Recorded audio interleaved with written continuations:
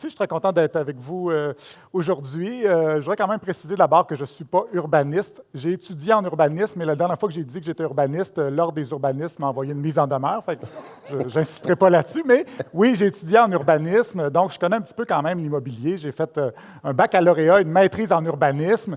Malheureusement, je n'ai jamais eu le temps de travailler en urbanisme parce que mon petit passe-temps, là, on s'était parti un podcast entre amis. C'est devenu une émission de radio à la radio de Radio-Canada. Puis, depuis 15 ans environ, donc, je travaille à la radio de Radio-Canada et c'est ce qui m'a permis de m'acheter une maison avec vos taxes. Je connais quand même un peu les enjeux en immobilier grâce à mon parcours en urbanisme, mais aussi parce que j'ai déménagé pendant la pandémie. J'ai fait des rénaux aussi, à l'époque où le 2x4 était aussi cher que le lingot d'or. Donc, ça me connaît un peu. Et au-delà de tout ça, je me suis toujours intéressé aux technologies. Je suis un peu geek, ça ne paraît pas avec mes feuilles en ce moment, mais c'est parce que je suis supposé avoir des notes là, mais j'ai été trop niaiseux pour les envoyer. Donc, je ne suis pas si bon que ça avec les technologies, mais l'intelligence artificielle aussi, ça m'intéresse depuis toujours. J'ai même étudié un petit peu en informatique à l'université avant de me rendre compte que je n'étais pas assez intelligent pour ça.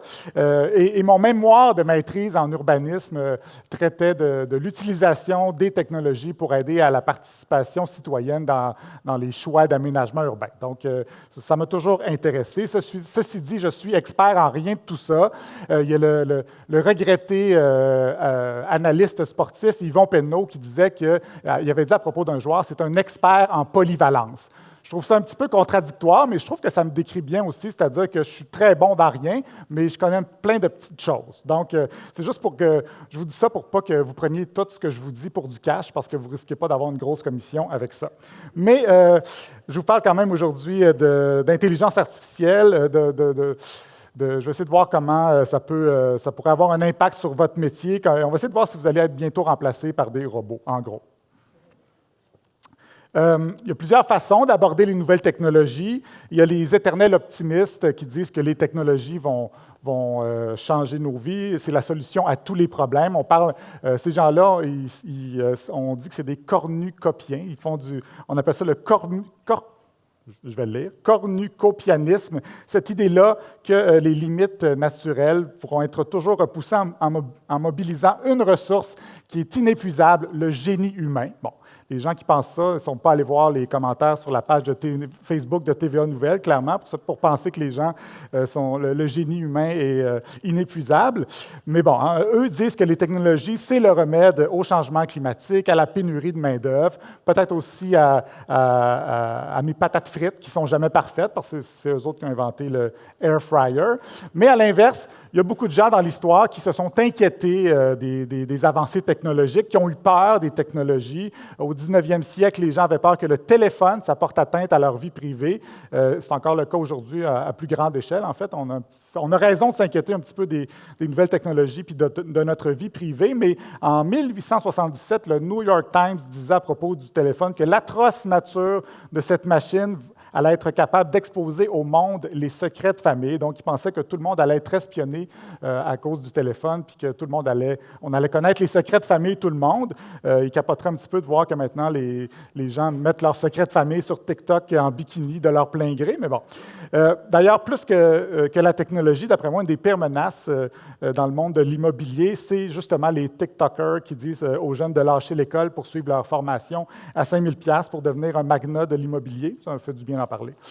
Mais aujourd'hui, on s'inquiète quand même de l'intelligence artificielle. Même Joshua Bengio, le Montréalais, qui est un expert de l'intelligence artificielle, il dit que ce n'est pas une mauvaise chose de capoter avec l'intelligence artificielle. Il faut s'inquiéter des gens malveillants qui pourraient l'utiliser pour concevoir des armes destructrices ou s'inquiéter que l'intelligence artificielle acquiert un désir d'autopréservation et se mette à agir pour ses propres intérêts au détriment de ceux des humains, un peu comme dans Terminator. Mais là, on n'est pas encore rendu là. Mais on peut quand même se demander s'il y a des émules de Terminator qui vont faire perdre leur job à des gens. Moi, ma femme de ménage a perdu sa job à cause de mon aspirateur robot. Elle n'est pas la première. Depuis toujours, l'humain, tranquillement, automatisé, robotisé des choses. Nos jambes ont été remplacées par des véhicules. Dans les usines, on a remplacé nos bras par des bras robotisés, hein, avec des doigts qui sont capables de faire des opérations très minutieuses. Là, on est rendu à robotiser, à automatiser nos cerveaux. Et chaque fois, on avait peur que ça allait faire perdre des jobs aux humains, mais toutes les fois, les humains, ça crée des nouveaux emplois, des nouveaux types d'emplois, une espèce d'évolution. Et je me suis demandé ce que ça pourrait faire sur la job de courtier immobilier et si bientôt on allait avoir des Terminators comme courtier immobilier. Alors, j'ai fait des recherches pour déterminer c'était quoi les aspects de votre travail qui pourraient être affectés par l'intelligence artificielle. Je ne sors pas ça de mon chapeau, c'est tiré de vraies études, de vrais articles de journaux, mais je sais qu'il y a des gens plus tard dans la journée qui vont vous en parler plus en détail et plus intelligemment, mais je vous donne quand même quelques exemples de ce que j'ai trouvé.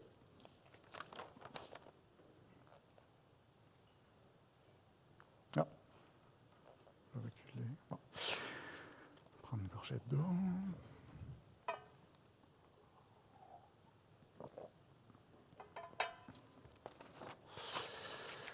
Bon, la première chose, c'est que l'intelligence artificielle, ça pourrait vous aider avec la rédaction de fiches de propriété à vendre. J'imagine que ça peut être redondant des fois d'écrire des descriptions de maisons. Il y a des limites à trouver des descriptions pour une maison charmante dans un quartier charmant. Par exemple, on peut demander à ChatGPT les détails d'une propriété et il va rédiger un texte élogieux avec toutes sortes d'informations sur cette propriété-là. Évidemment, ça a des limites. Moi, je l'ai testé. J'ai demandé à ChatGPT peux-tu me composer une description de maison à vendre qui correspond à ces caractéristiques? 3 chambres à coucher, 2 salles de bain, vue sur le fleuve, cachet patrimonial et prix raisonnable. Là, vous remarquez que je n'ai pas dit « s'il vous plaît ». Au début, j'étais comme vraiment poli avec ChatGPT, mais là, je suis rendu que je le tutoie. C'est ça. Fait que, voici la description qu'il m'a donnée. Magnifique maison historique avec vue sur le fleuve, emplacement idyllique, charme intemporel et vue imprenable sur le fleuve. Cette maison est une véritable perle rare sur le marché de l'immobilier. Située dans un quartier historique préservé, cette maison a 3 chambres à coucher et 2 salles de bain offre un véritable cachet patrimonial qui ne manquera pas de vous séduire. La façade en pierre de cette élégante résidence raconte une histoire riche et offre un accueil chaleureux à tous ses visiteurs. Et là, quand même bien. Et là, il m'a sorti toutes sortes d'autres informations exagérées comme ça. Je ne vous êtes pas obligé de lire ça, là, je vous épargne les détails, mais il y en avait beaucoup à dire. Il a fait beaucoup de sparage pour ma question super simple et il a terminé avec une phrase accrocheuse. « Manquez pas l'occasion de devenir le gardien de cette maison chargée d'histoire. Contactez-nous dès aujourd'hui pour planifier une visite et découvrir tous les détails de cette résidence exceptionnelle à offrir. » Donc, il en a donné pas mal plus que le client en demande parce que la fiche originale de la maison qui m'avait inspiré pour cette question-là, c'était celle-ci. Je pense que la vraie description, ça aurait été projet pour bricoleur. Elle était disponible à 25 000 $ quand même, c'est en Gaspésie. Donc, ça peut être un problème de se fier à ChatGPT pour ça, mais bon, si ça avait été une vraie belle maison, pour vrai, la description, elle était quand même bien. Et en plus, ChatGPT, il ne fait pas de faute. Un petit peu mythomane, mais j'imagine que si on lui donnait plus de détails, des vrais détails, il ne serait pas obligé d'inventer toutes sortes d'affaires sur la maison en question. Donc, ce serait possible quand même de partir de la description qu'il m'a offert, de corriger ça pour l'adapter à la réalité. Ça pourrait vous faire gagner du temps dans la rédaction d'une fiche. J'imagine qu'éventuellement, on pourrait aussi demander à l'intelligence artificielle de décrire une maison à partir des photos de la maison. On aurait peut-être une vision plus nuancée de cette maison-là, rendue là, mais en même temps, je ne sais pas à quel point on peut se fier au goût de l'intelligence artificielle. Tu sais, un robot, ça n'a pas toujours de goût. Wall-E, il habitait dans un dépotoir, il n'avait pas l'air d'avoir de problème avec ça. Donc, ça se peut qu'on lui soumette une photo, puis il trouve ça bien beau, ChatGPT, des armoires en mélamine de 1992. Donc, ce sera toujours nécessaire qu'il y ait quelqu'un qui passe en arrière pour décrire l'atmosphère, toucher les matériaux aussi, décrire les matériaux, pour sentir aussi, parce que ChatGPT, si la maison est à côté d'une porcherie, il ne saura pas que ça sent mauvais. Il n'y a pas encore de museau, notre petit chat GPT. L'autre affaire qui pourrait vous aider, c'est dans le home staging. Je sais que c'est déjà... Est-ce que c'est... Oui. Je sais que c'est déjà possible avec des bons outils de changer l'intérieur d'une maison pour faire du home staging, changer des meubles, enlever tous les meubles, ajouter d'autres meubles. Et ce sera probablement encore plus simple avec l'intelligence artificielle. Je l'ai testé avec ma maison. Comme vous voyez, c'est le bordel chez nous. On va dire ça comme ça.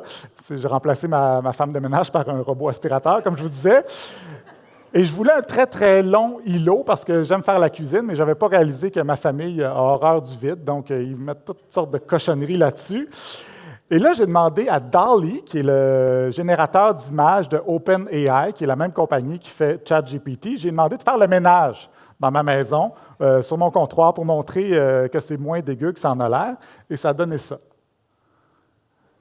Je ne sais pas pourquoi il a rajouté un lavabo. J'ai pas demandé des rénaux, là, mais j'ai demandé un petit clean-up. C'était pas très satisfaisant, mettons. Oui, bien, j'en ai un lavabo juste à côté, on ne le voit pas, mais en tout cas, ça fait beaucoup de lavabo. Alors, ce que j'ai fait, j'ai demandé à mes enfants de faire le ménage. Ça a été... Ouais. Habituellement, ils sont gentils, mais on dirait qu'ils ne voulaient pas participer à ma petite expérience. L'intelligence naturelle, elle est moins docile que l'intelligence artificielle. Alors, comme mon aspirateur robot ne va pas sur l'îlot, je l'ai fait moi-même, mon ménage. Donc, ce n'est pas si pire que ça. C'est beaucoup mieux comme ça. Donc, on a encore besoin des humains pour faire le ménage ou pour faire du home staging des fois, pour éviter qu'ils installent des lavabos un peu partout. Donc, encore une fois, l'intelligence artificielle en avait donner plus que le client en demande, comme avec la description tantôt. Et par exemple, j'ai aussi demandé à DALL-E d'améliorer la magnifique maison là, avec vue sur le fleuve que je vous ai montré. Donc, ça, c'est la maison originale. J'ai demandé d'améliorer ça pour en faire une belle maison, et ça a donné ça. C'est rendu une église. C'est un miracle. C'est un miracle. Donc, ça se peut que le client fasse le saut s'il voit ce genre de home staging extérieur-là en arrivant sur place. L'autre affaire qui peut aider avec l'intelligence artificielle, c'est les recommandations pour des acheteurs potentiels. On sait que les algorithmes font déjà ça sur les réseaux sociaux. Moi, Facebook, il me propose toutes sortes d'affaires tout le temps. Si je m'achète des souliers, il va me proposer d'autres souliers. Je viens de m'en acheter des souliers. Donc, les algorithmes sont un petit peu niaiseux des fois. L'intelligence artificielle va peut-être améliorer ça.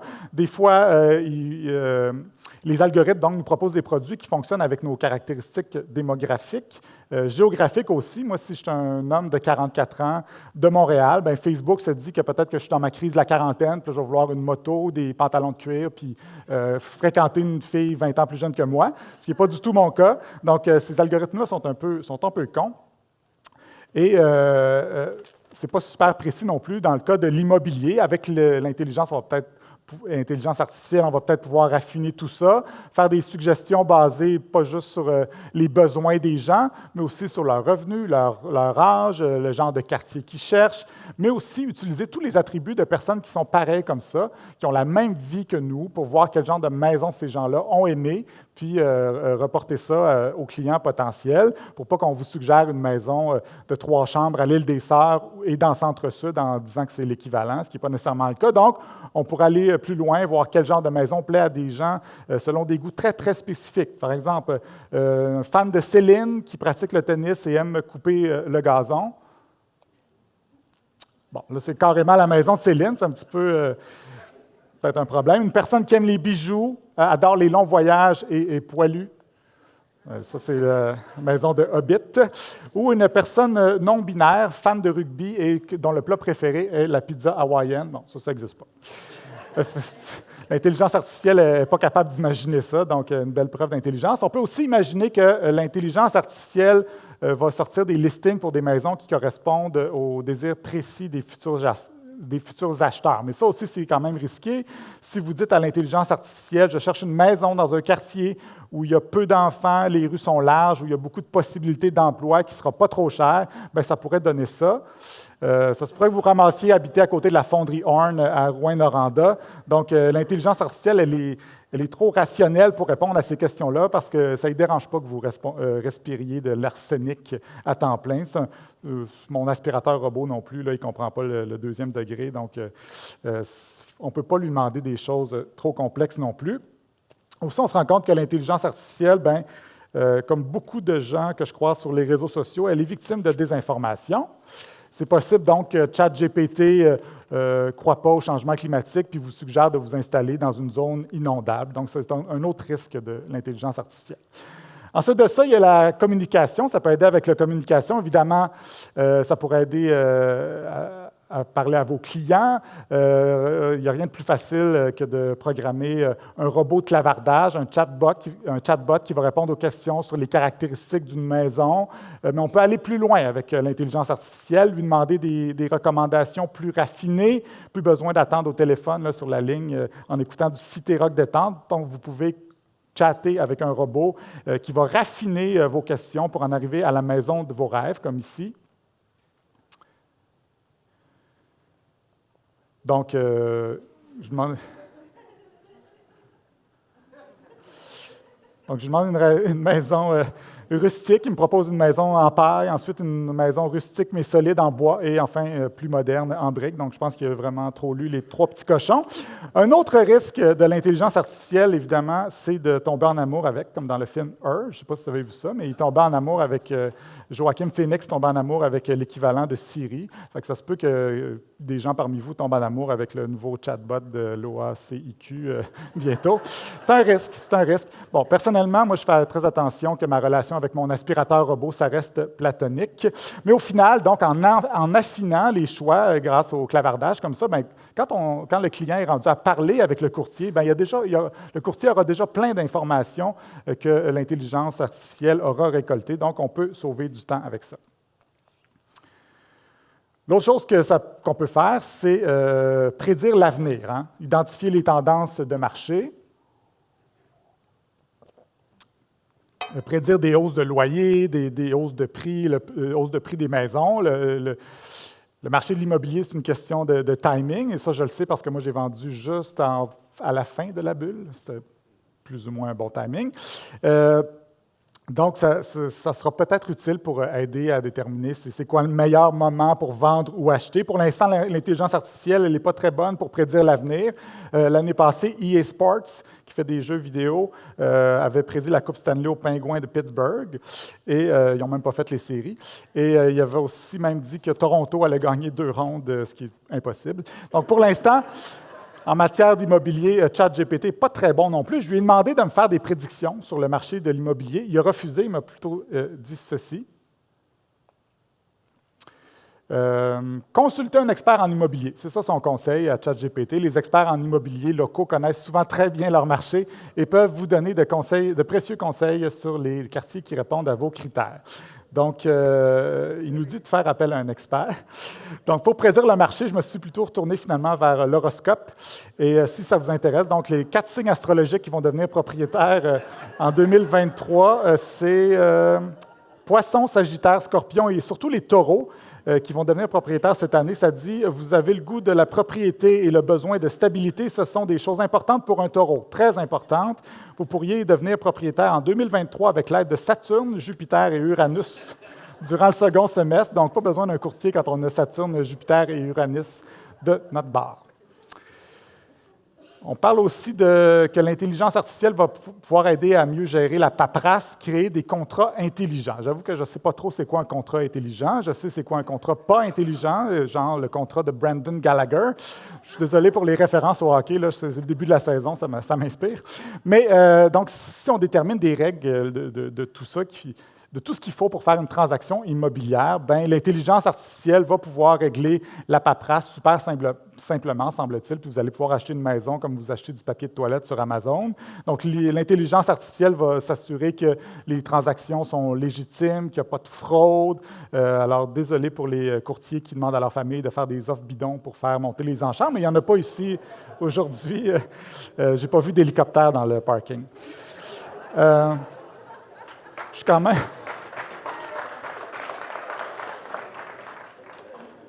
Je suis quand même gentil là, avec les courtiers en général. Pierre-Yves McSween va s'occuper de vous plus tard. Par contre, je ne sais pas ce que ça veut dire pour les notaires. Là, j'en parlerai peut-être s'ils m'invitent à leur congrès. Ce que je sais par contre, c'est que si ça peut m'éviter de faire une autre maudite demande pour un certificat de localisation, ça va être très bien. Sinon, ben, ce serait peut-être bien aussi juste un bras robotisé qui signe des papiers de transaction en 52 copies à ma place. Ça, déjà, ça pourrait nous faire gagner du temps. Donc, en bref, l'intelligence artificielle, ça pourrait vous aider un peu dans votre travail, probablement. Déjà, il y a des compagnies comme Zillow, Redfin qui ont des partenariats avec ChatGPT pour offrir des systèmes de clavardage pour aider les acheteurs à trouver la propriété de leur rêve.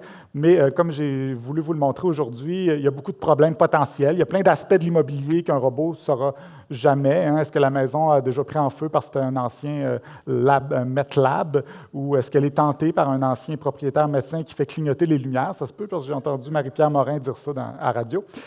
Aussi, il y a des risques à trop se fier à l'intelligence artificielle en immobilier. Ces applications-là, ça nécessite d'avoir accès à nos données personnelles, à nos données financières. Donc, si ça se trouve entre mauvaises mains, ben, ça peut être risqué. Ça peut aussi augmenter un peu la ghettoisation, parce que les algorithmes, ils sont faits pour éliminer petit à petit les maisons qui ne vont pas vous plaire. Donc, ça se peut que ce soit facile de mettre toujours les mêmes genres de personnes aux mêmes places. C'est un peu l'urbaniste qui vous parle, parce qu'on cherche dans les villes, on cherche la mixité sociale, la mixité des classes sociales. Donc, si l'intelligence artificielle vous propose seulement des maisons à Ville-Mont-Royal parce que vous avez un gros budget, bien, ça peut poser problème pour la ville en général, la société en général. L'intelligence artificielle n'a pas vraiment de conscience sociale. Elle peut être déconnectée des fois, les humains aussi, dans le fond. Mais surtout, bien, quand on demande à l'intelligence artificielle des questions, souvent, ce qu'elle nous propose, je vous l'ai montré tout à l'heure, c'est demander l'aide d'un courtier.